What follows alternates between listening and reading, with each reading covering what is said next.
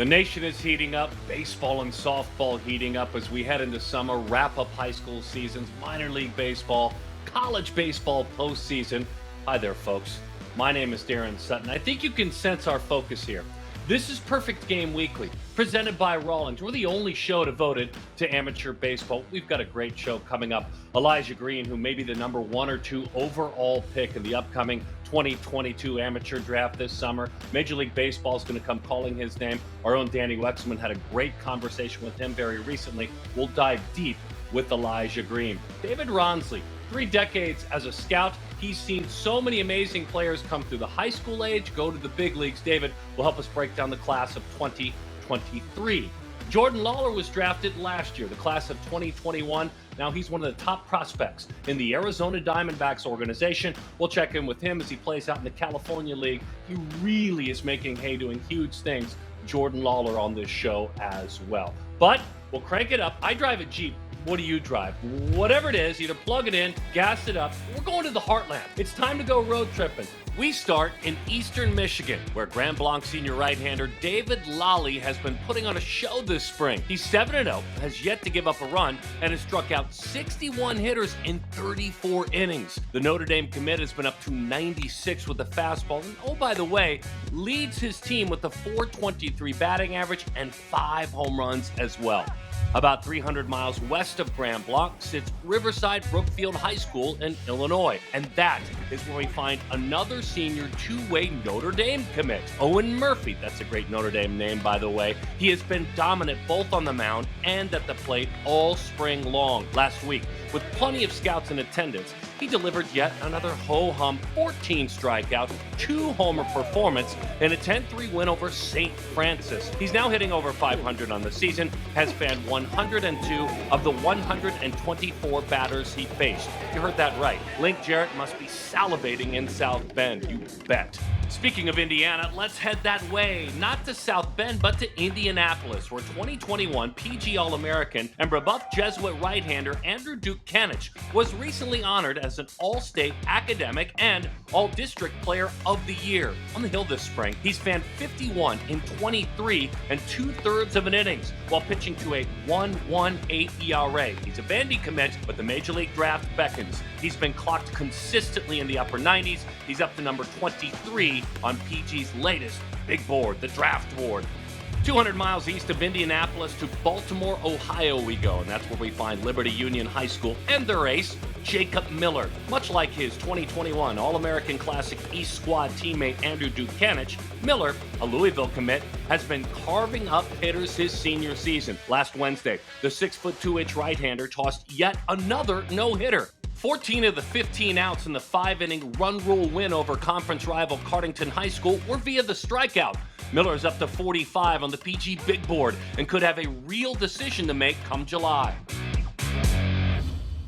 When we come back, a man who for 3 decades plus has been road tripping, Perfect Game's Vice President of Player Personnel, David Rawnsley. He'll focus on the class of 23 as we head into this essential summer for those gifted athletes. My name is Darren Sutton. You're hanging with us on Perfect Game Weekly. We're presented by Rawlings.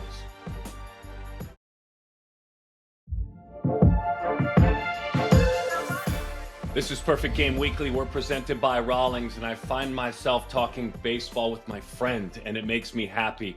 When we bring on David Rawnsley, Perfect Game's Vice President of Player Personnel, onto any piece of content, you know it's something big with a lot of history. David and I have called a dozen PG All-American Classics on national TV together.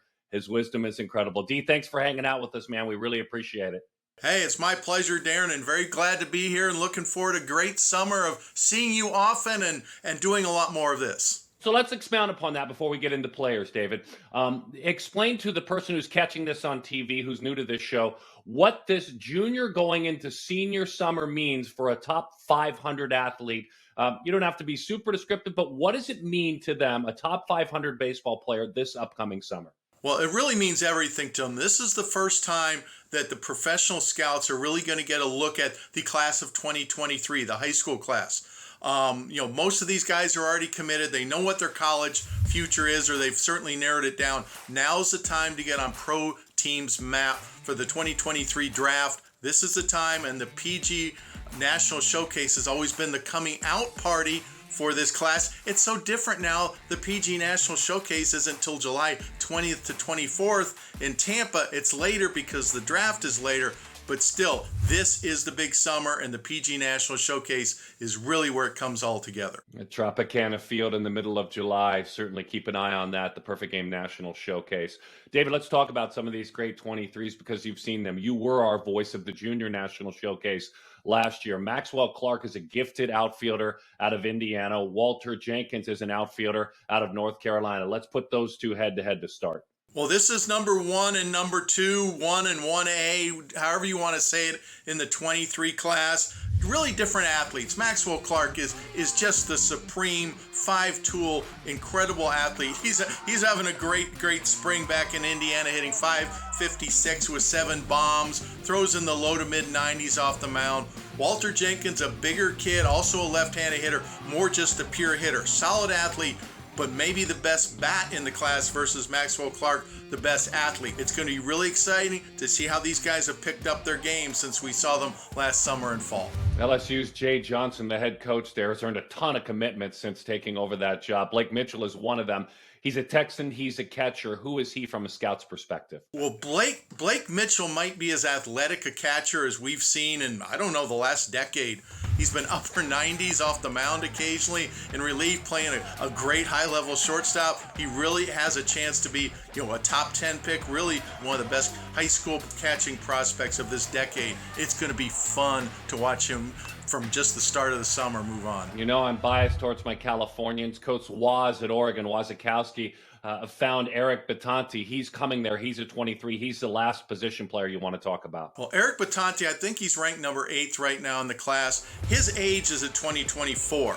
He just turned 16 this spring. He's the youngest player, I think, of the top prospects in this class and one of the best. He's hitting .539, 8 homers, 41 RBIs this spring in San Bernardino, and some scouts still think he's a better pitching prospect because he's low to mid 90s off the mound. Just an incredibly high ceiling talent, left-handed hitter, has all the tools, and is younger than everybody else in the class.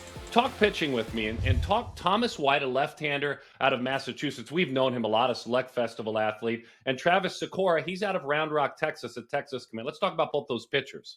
Well, Thomas White is the top-ranked pitcher in the class right now. We haven't seen him a lot in the last few years. He didn't travel outside of the Northeast much during the pandemic. And I wouldn't be surprised if Travis Sykora, who's still listed as a primary infielder, isn't the top pitcher in this class now. He's been upper 90s this spring. Just a big physical kid with all the power pitches and athleticism. I wouldn't be shocked if Sykora doesn't move in that top pitcher slot in this 2023 class. I want to wrap by talking about Garrett Baumann because this is a Central Florida commit, but he's 6'8".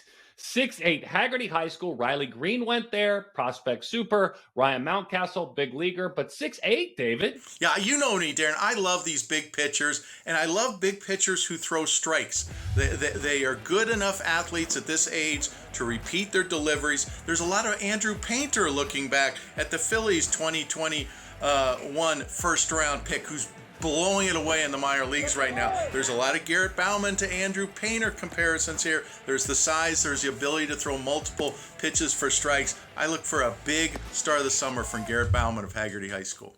D, we'll see you all summer long. Thanks for your insights, man. You've made us smarter. All right. Thank you very much, Darren.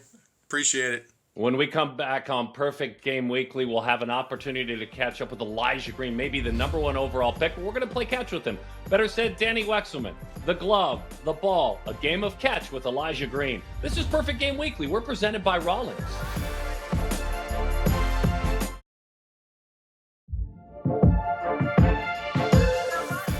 We welcome you back to Perfect Game Weekly, presented by Rawlings. Go ahead and make your plans for July 17th. You'll want to watch the Major League Baseball amateur draft, but don't be late. Don't get stuck in traffic. Don't do that extra side item with your dinner while you watch, because by the first commercial, Elijah Green will have already been selected. He's had the spotlight on him for, more than a half decade, and he's performed and gotten better every step of the way. It's a unique combination of power and speed, the likes of which very, very few have seen. Our own Danny Wexelman, as he rolled out to start his senior season, had an in-depth conversation with Elijah Green. Better said, they had a game of catch. A BG All-American, a 2018 14U Select Festival athlete. Haynes pulled in, rocket shot left side, base hit off the bat of Elijah Green. We're heading into a big year, right? Yeah, big we are. summer. So what is the difference between this season, this senior year, and the last 3 years you've had at IMG? Well, there's always like the pressure of the draft and all that, and like mock drafts. But I really just try to think like it's not nothing different than the past 3 seasons. Just try to go up there and play my own game. Just go out there and have fun. Just trying to stay on my routine that I do every day. Just wake up 7:40, go to class, eat, then go to practice. It's just workouts, just trying to maintain my body weight, just not trying to lose any weight during season, just try to maintain everything I've been doing over the off season. So nothing's changed. Nothing really. When you think about this summer, paint me a picture. What do you think about?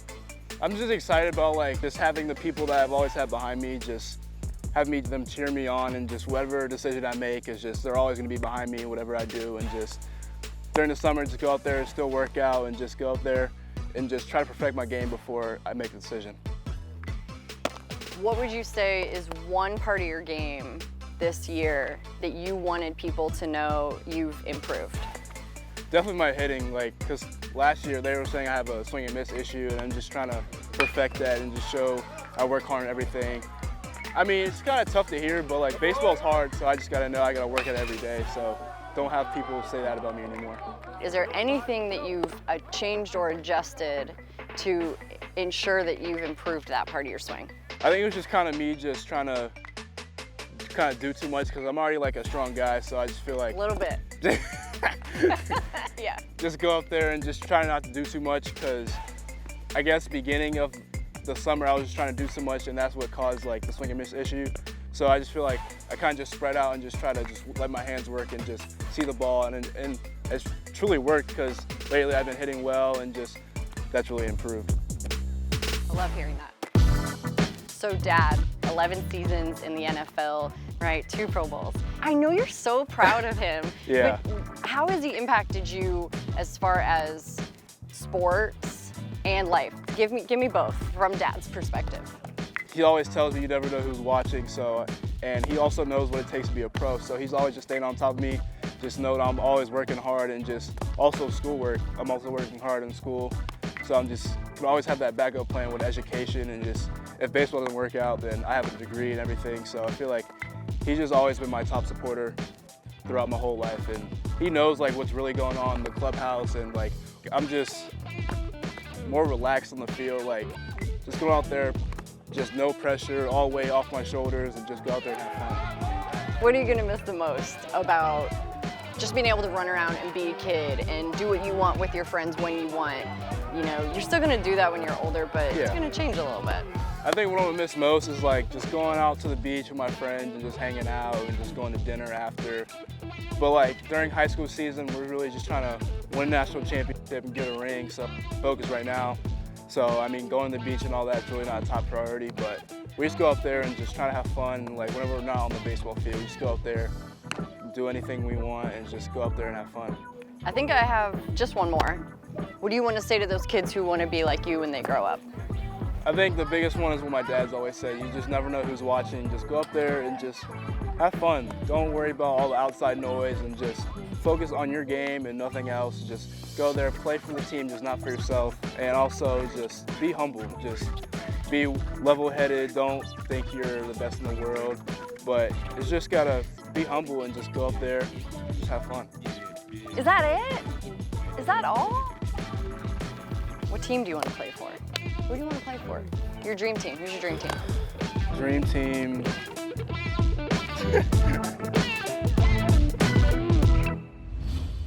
Did you notice those youngsters at the end hanging around the baseball complex? That was Perfect Game's high school showdown. And more than a dozen youngsters, we were amongst those future stars. They only wanted to see Elijah Green. That was it. That was the name they knew. And this generation of baseball player, whether you're 10 or 18, they all follow one another on social media. But soon, the world, the entire baseball world, is going to know everything about Elijah Green. When we come back, a man who kind of had that same stress level a year ago. It's Jordan Lawlar joining us on Perfect Game Weekly. We're presented by Rawlings.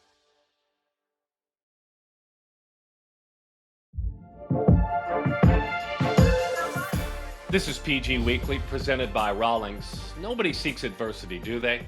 Well, when you look at a guy like Jordan Lawlar, a talented baseball player, it's been all around him.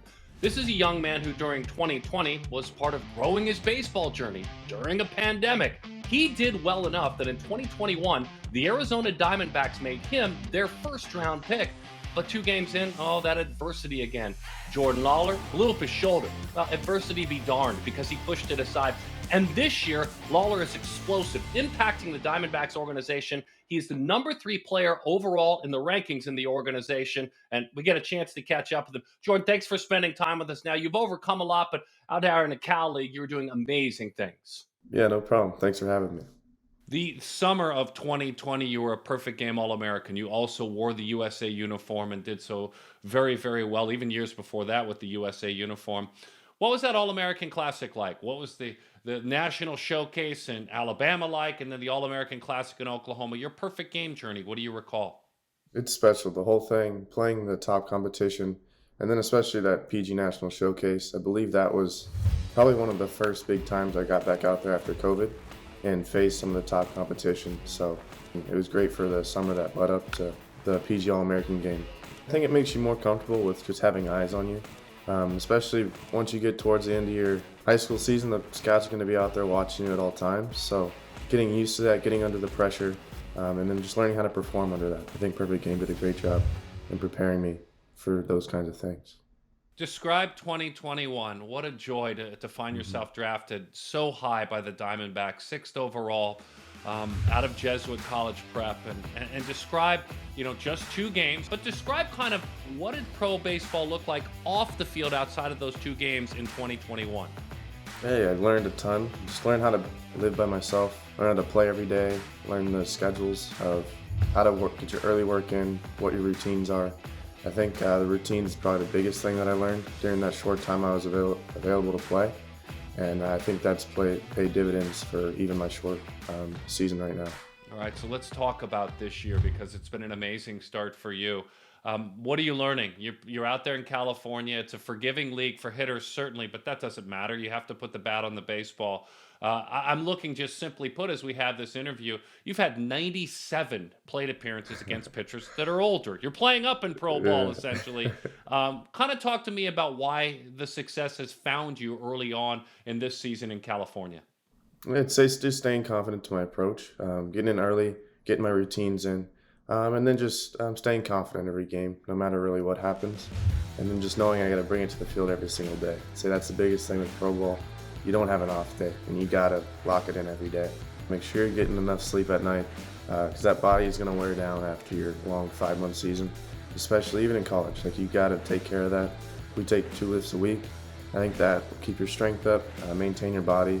Especially with my shoulder, I have a little program that I do for some arm care, just to make sure it stays tight, stays ready to go, and can withstand the stresses of the day-to-day. How do you train the mind as a pro? And is it some of the things you did as an amateur? How about the mind? Yeah, we have meetings with the team going through different maybe stat sheets, or we have an app called True Media. We can break down some different advanced stats that are actually pretty useful with defensive positioning, pitch sequences, stuff like that. So getting in there, kind of doing that side of the early work, maybe even the clubhouse before you even get back on the field. I think that's what can separate you down the road. Tell me a little bit about where you've evolved, from the time you arrived at spring training to now, and maybe it was in the wintertime, as it pertains to your approach, as it pertains to your swing, maybe 1 or 2 things where you say, hey, Sut, I've really evolved in that area. Yeah, I'd say hitting a good sinker is always a big thing. So like now we see real pitches that are going to be moving. High school, there's a changeup, there's just slower pitch, but now you get an actual pitch that's going to dive on you, sink. So I say hitting a pitch that's going to move. I think that's been a big development. So how? I'm curious how you've done that. What are some of the tricks of the trade? Just learning the different sites. So like a sinker, you're going to hit the lower inside part of the ball. Maybe fastball, curveball, you're going to try to get a little further out in front. Slider, you have to back it up a little bit more. and see it up. So you just got to get used to the depth and how much they move now, that they're professional arms. So just learning how to do that, how to adapt the approach game to game. And I think that's the biggest thing with pro ball hitting. Jordan, I want to wrap with academics because you were almost 100% student all through high school, right? I mean, I know that it really mattered, and you changed schools too, which was a challenge for you certainly to go to a prep school, but you really kept it at a high level. This is really for all our younger guys out there, so here goes. Have you seen the benefits as someone who focused in the classroom, now that you don't have to, but have you seen it translate into your job as a professional baseball player? I have, yeah, for sure. And I think the work ethic I developed in the classroom, just attention to detail, and then I'm just always being open to learn. I think that directly translates. And actually, I'm taking classes at ASU right now too. So I'm just continuing the education. Yeah, I couldn't get enough of it. Wow, chasing your degree, huh? Yeah, I've always wanted to. So I have enough time to do it. So I want to do it. Yeah, there's that kid Tamar that just committed to ASU. You ever heard of him? Yes, he did. It's pretty good, huh? Yeah. That's what I hear. That's what I hear. Hey, best of luck with the Diamondbacks. We're watching you oh so closely as we saw you as an amateur. Thanks for coming on our unique show, and really go get him the rest of the season. Yeah, no problem. Thanks for having me.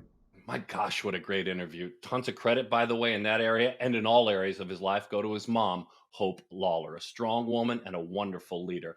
We certainly thank Jordan and Hope for what she's done to impact his life. Elijah Green for playing catch with Danny Wexman. That was fun. And the wisdom that David Rawnsley provided. If you're enjoying what you're seeing on television, remember, you can find it on your smart device. Go find perfectgame.tv. We're devoted 24/7 to amateur baseball and softball. This has been Perfect Game Weekly, presented by Rawlings. I'm Darren Sutton. We'll see you next week.